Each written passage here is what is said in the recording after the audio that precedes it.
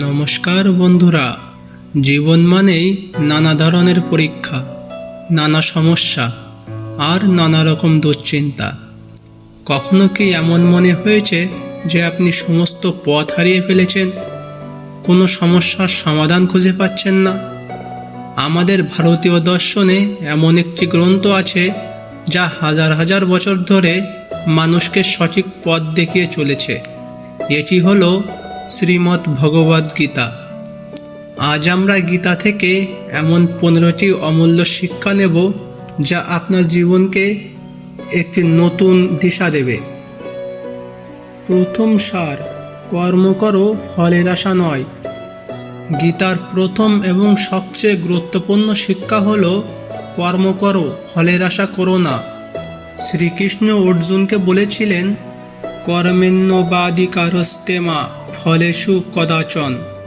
এর অর্থ হলো আমাদের একমাত্র অধিকার হলো আমাদের কর্তব্য পালন করা। যখন আমরা কোনো কাজের ফল কেমন হবে তা নিয়ে অতিরিক্ত চিন্তা করি, তখন আমাদের মনোযোগ নষ্ট হয় এবং কাজের ভুল হওয়ার সম্ভাবনা বেড়ে যায়। তাই শুধু নিজের চেষ্টা করুন, ফল তার নিজের পথ খুঁজে নেবে। দ্বিতীয় সার, আত্মা অবিনশ্বর, দেহ নয়।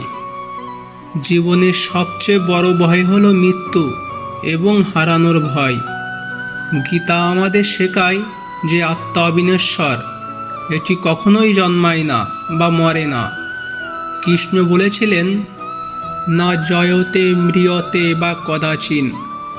যখন আমরা বুঝতে পারি যে আমাদের প্রকৃত পরিচয় এই দেহ নয়, বরং শাশ্বত আত্মা, তখন শোক, দুঃখ এবং ভয় অনেক কমে যায়।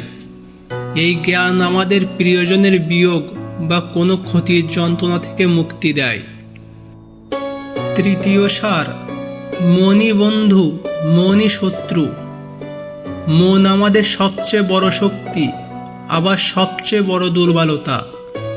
কৃষ্ণ বলেছেন, আমাদের মনকে আমাদের উন্নতির জন্য ব্যবহার করা উচিত। একটি অনিয়ন্ত্রিত মন আমাদের দুশ্চিন্তা, হতাশা এবং ভুল পথে চালিত করে। কিন্তু যদি আমরা মনকে নিয়ন্ত্রণ করতে পারি, তবে সেটি আমাদের সবচেয়ে ভালো বন্ধু হয়ে উঠতে পারে। চতুর্থ সার, রাগ ও লোভ সব দুঃখের কারণ। আমাদের জীবনে অনেক সমস্যাই রাগ এবং লোভের কারণে হয়। গীতা আমাদের বলে, কাম, ক্রোধ, লোভ এই তিনটি নরকের দ্বার।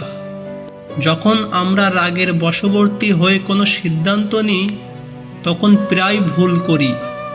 রাগ নিয়ন্ত্রণ করা শিখলে আমরা সম্পর্কের সমস্যা এবং মানসিক অশান্তি থেকে নিজেদের রক্ষা করতে পারি।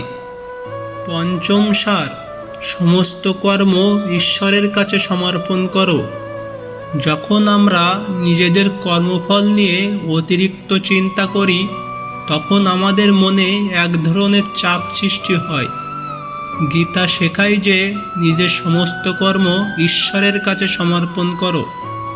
এর মানে এই নয় যে আপনি কাজ ছেড়ে দেবেন, বরং এর অর্থ হলো আপনি কাজ করবেন নিষ্ঠার সাথে, কিন্তু ফলের ভার ঈশ্বরের উপর ছেড়ে দেবেন। এই বিশ্বাস আমাদের মনকে হালকা করে। ষষ্ঠ সার, ক্ষমা ও অহিংসার গুরুত্ব। গীতা আমাদের শেখায় যে ক্ষমা এবং অহিংসা পরম ধর্ম। ক্ষমা করলে আমাদের ভিতরের ক্রোধ এবং বিদ্বেষ থেকে মুক্ত হই। অহিংসা শুধু শারীরিক আঘাত না করা নয়, বরং মনে কারোর প্রতি খারাপ চিন্তা না রাখা। এই দুটি গুণ আমাদের মনকে নির্মল করে এবং শান্তি এনে দেয়। সপ্তম সার, আত্মজ্ঞানের পথে চলো। গীতা বলে যে সমস্ত জ্ঞানের মধ্যে আত্মজ্ঞান শ্রেষ্ঠ। যখন আমরা নিজেদের সম্পর্কে জানতে পারি, আমরা কে, আমাদের উদ্দেশ্য কী, তখন আমরা জীবনের সঠিক পথ খুঁজে পাই। আত্মজ্ঞান আমাদের জীবনের সমস্ত সন্দেহ দূর করে এবং আমাদের সঠিক পথে চালিত করে। অষ্টম সার, সব প্রাণীর মধ্যে ঈশ্বরকে দেখো। গীতা আমাদের শেখায় যে সমস্ত প্রাণীর মধ্যে ঈশ্বর বিরাজমান। সর্বত্রসু চ সর্বত্রানন।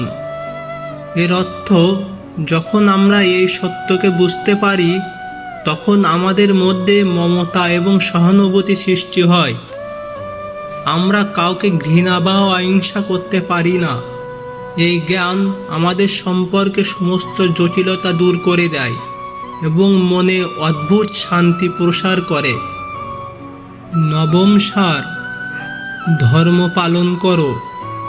গীতা আমাদের বলে যে নিজের ধর্ম পালন করা অন্য কারো ধর্ম পালনের চেয়ে ভালো। শ্রেয়ানু স্বধর্ম বিজ্ঞান প্রধর্ম সনিষ্ঠাং। এর অর্থ হল, আপনি আপনার জীবনের যে অবস্থায় আছেন, আপনার যে দায়িত্ব পালন করছেন তা নিষ্ঠার সাথে পালন করুন। এটি আপনার প্রকৃত পথ, এটি আপনার আসল ধর্ম। দশম সার, ধৈর্য ও একাগ্রতা বাড়াও। জীবনের কোনো বড় সাফল্যই একদিনে আসে না। গীতা আমাদের শেখায় ধৈর্য ও একাগ্রতার গুরুত্ব। অর্জুনকে কৃষ্ণ বলেছিলেন, অভ্যাসেন তো কৌন্তেয় বৈরাগ্যেন চ গৃহস্থে। নিয়মিত অভ্যাস এবং একাগ্রতার মাধ্যমে আমরা আমাদের লক্ষ্য অর্জন করতে পারি এবং মনকে নিয়ন্ত্রণ করতে পারি। একাদশ সার, দুঃখ ও সুখ সমানভাবে গ্রহণ করো। আমাদের জীবনে সুখ এবং দুঃখ দুটোই আসে। গীতা বলে যে সুখ ও দুঃখকে সমানভাবে গ্রহণ করা উচিত। সুখ দুঃখে মে সমাকৃতাম। অর্থাৎ, যখন আমরা বুঝি যে সুখ এবং দুঃখ দুটোই ক্ষণস্থায়ী, তখন কোনোটিই আমাদের অতিরিক্ত প্রভাবিত করতে পারে না। কারণ সুখ দুঃখ আমাদের জীবনেরই অংশ। দ্বাদশ সার, নিরাসক্ত হও কিন্তু উদাসীন নয়। গীতা আমাদের শেখায় নিরাসক্ত হতে, কিন্তু উদাসীন নয়। এর অর্থ হল, আপনি আপনার কাজ এবং সম্পর্ককে ভালোবাসা দিয়ে করুন, কিন্তু তাদের ফলাফল নিয়ে অতিরিক্ত আসক্ত হবেন না। এই ভারসাম্য বজায় রাখলে জীবনে শান্তি আসে। সার, যোগী কর্মের কুশলতা। শ্রীকৃষ্ণ গীতায় বলেছেন, যোগ কর্মসু কৌশলম। অর্থাৎ, যোগ হল কর্মের কুশলতা। এখানে যোগ মানে শুধু শরীর চর্চা নয়, বরং মনকে শান্ত রাখা এবং প্রতি কাজকে সম্পূর্ণ দক্ষতা এবং মনোযোগের সাথে করা। এই দক্ষতা আপনাকে যে কোনো কাজে সাফল্য এনে দেবে। চতুর্দশ সার, বিশ্বাসী মুক্তির পথ। ভগবান গীতায় বলেছেন, শ্রদ্ধাবান লভবে জ্ঞানম। অর্থাৎ, যিনি বিশ্বাসী তিনি জ্ঞান লাভ করেন।